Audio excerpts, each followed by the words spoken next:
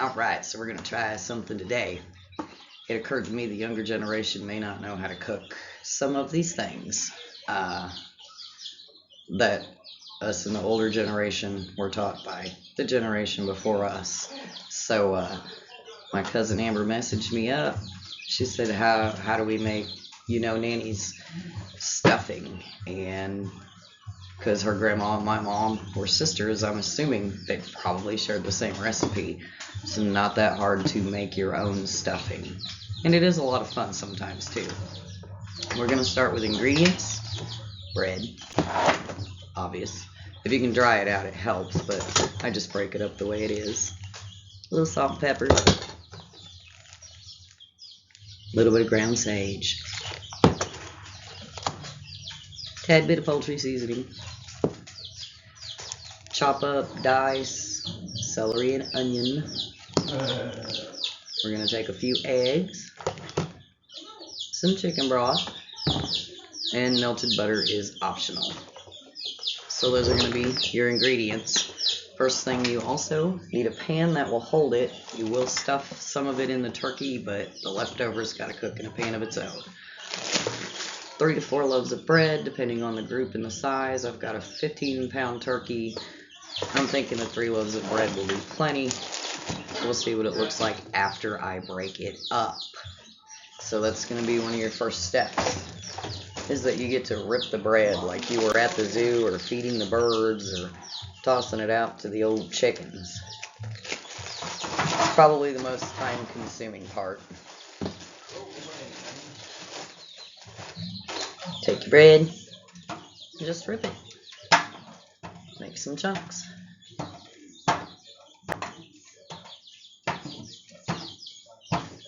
Pretty simple. Nothing hard. Tip though, if you do more than one piece at a time, you're going to smash the bread together. I suggest doing it individually to keep it from clumping while you're mixing the rest of everything else together.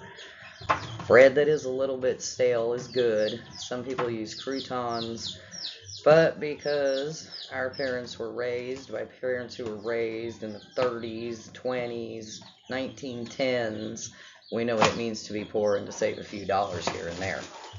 Your average box of stuffing is up to $2 to $3 now. So even though it may cost you about the same to feed the same size group, I can guarantee you the homemade stuff is going to taste better. We're going to finish breaking this up, and then we'll show you how to season it, how to stuff it in the bird eventually. Happy Thanksgiving, everybody. Okay, so just after the first loaf of bread, pan's pretty deep, it's already filling up. I do go ahead and toss on some seasonings, kind of like adding to each layer. That way, when I do get to the portion where the liquid is going on here from the broth and the eggs, this already has a little bit of its own seasoning embedded to it. I don't measure anything, ever. I don't know why. I might come up with a measured recipe, but pretty much don't soak it down, but just change the color of the top of it. And I wanted to get these mixed up a little better. These already begin to start adding a little bit of moisture to it. And even though you don't think it's going to fit in the pan, I will squeeze another 2 loaves of bread in here one way or another. We're going to keep breaking up some more bread. We'll be back. It's filling up pretty quickly. Before I finished, I just kind of wanted to show one of the best ways when you do this. Kind of rip it, then you get a little bit of a better rip. Hello? I've left bigger chunks in here. I'm hungry. Okay, once I get some of the chicken stock and the eggs in here, a lot of this will start to condense. If I think it's too moist, I may be able to add back in the rest of this 3rd loaf of bread, which is my goal. So a little bit of salt, not too much. Of course, the turkey will have some seasoning, but this will add the flavor from the inside out. A little bit of extra on that top layer. Of course, again, I don't measure. I just kind of sprinkle it like powdered sugar would look on French toast almost. I will definitely say you don't want too much of either sage or poultry seasoning, depending on your preference. And I believe some people do put cumin or cumin, however you want to pronounce that, in here to add a little bit of extra flavor. And some more of the vegetables on this top layer.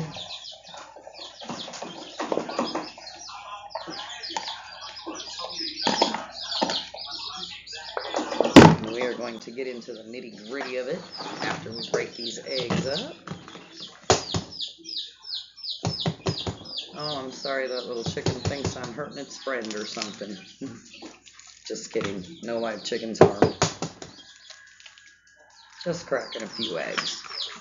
Of course, you want to wash everything down after touching all that good stuff later in your own home. Not going to go too crazy with it to start with. But I want to have a mixture that's gonna be not too dry, not too wet. Be ready to get your hands dirty too, kids. Gotta get into those yolks. Gotta break them a little. I know that might look gross to some, but when it comes to cooking, you gotta get a little messy every once in a while. Now, too much egg in the middle of that will cause it to be too thick.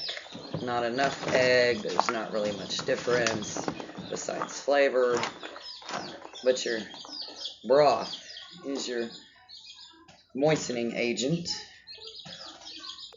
You can add melted butter to it, but because I base with butter, I'm not putting any extra in this mix. So, flip your outside to the middle, and then your middle to the outside. Don't be afraid if it falls on the floor. If you got a dog, a cat, another pet roaming around, they might like it. So, I'm going to show you, we'll have a little bit of a difference. Pretty moist, some areas still a little dry. I want to make sure my areas are not too dry. So I'm going to add a little bit more of this and mix it up, season it again, and we'll be right back. Well, after the smushing and the mushing and the kneading, kind of the way you'd smush or mush a meatloaf or kneading some bread, I have more room. This is still moist, but not so damp or wet or saturated that it's going to break down the bread. It's at the point where I can safely add that other loaf of bread and then be able to do that part of the process again real quick. And then I'll have a full pan and I'll be able to start stuffing the bird. It really doesn't take much bread at all before the pan is once again overflowing. I do again want to stick to the big chunks, just kind of a couple rips here and there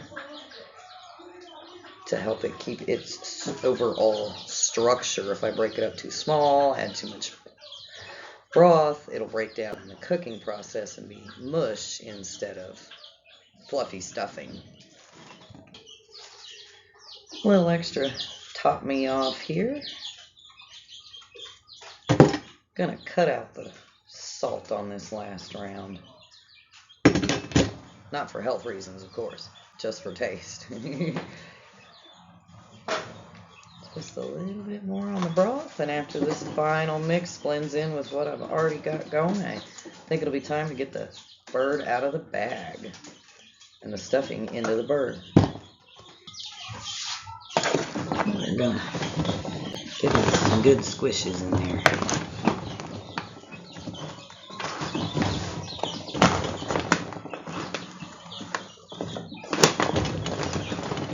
Just so you can see the messiest part of this process. And the reason why I keep pausing.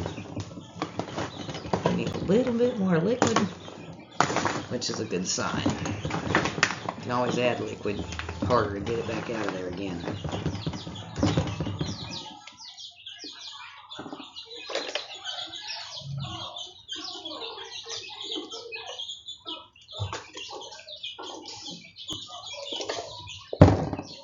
And we're going to keep doing this and be right back.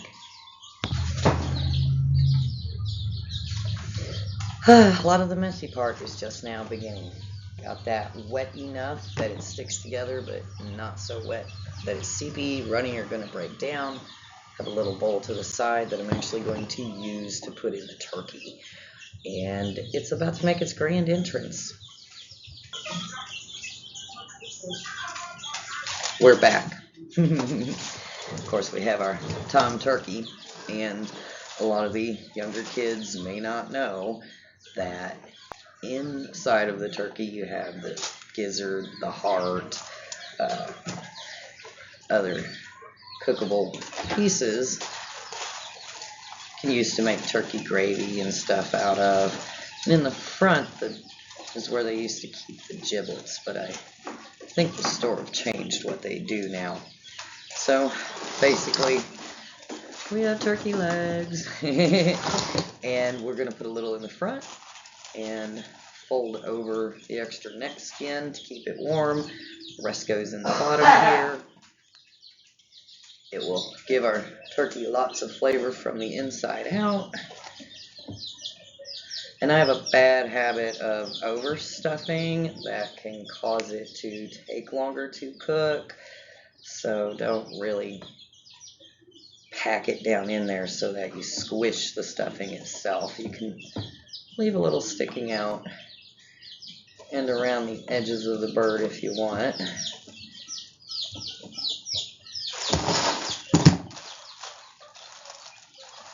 Don't be afraid, the bird won't hurt you. It'll be pretty tasty afterwards. If you don't prefer to use or cook the giblets, liver, heart, and all that other stuff, you can throw it away. And it doesn't take very much in the front end at all. That will help. Now, as far as seasoning the bird, everybody does it a little bit different. I'm just going to use the same stuff that I put in it, in the stuffing. Poultry seasoning on the outside, a little bit of sage, not a lot, mainly poultry seasoning on the bird. Keep it basted with the cooking broth and with butter. And in about 4 or 5 hours, I think we'll have dinner.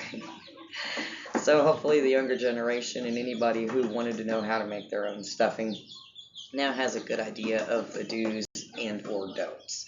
Everybody have a happy Thanksgiving, and God bless.